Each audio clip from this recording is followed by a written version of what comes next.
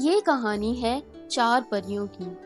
ایک دفعہ کا ذکر ہے، ایک خوبصورت جنگل میں 4 پریاں رہتی تھیں۔ ان کے نام روشنی، خوشبو، رنگین اور ساز تھے۔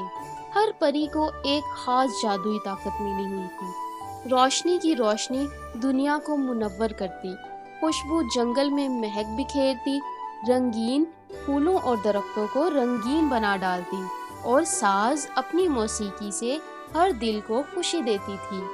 ایک دن جنگل میں ایک بڑا مسئلہ پیدا ہو گیا۔ ایک بوڑھا درخت اپنی شاخوں سے بیمار ہو گیا تھا اور اس کے پتے جھڑنے لگے تھے۔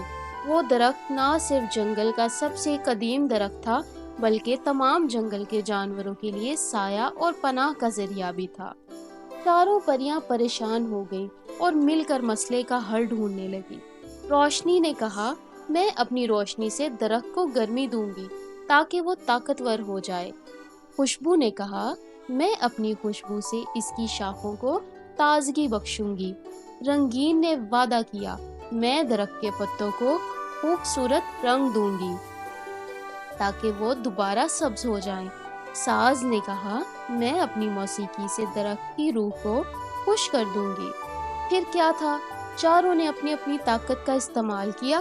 روشنی نے درخت پر اپنی کرنیں ڈالی، خوشبو نے اس کے گرد خوشبودار ہوائیں چلائیں، رنگین نے درخت کو سبز اور رنگین پتوں سے بھر دیا، اور ساز نے ایک میٹھا نغمہ گایا جس سے درخت میں زندگی کی ایک نئی لہر دوڑ گئی۔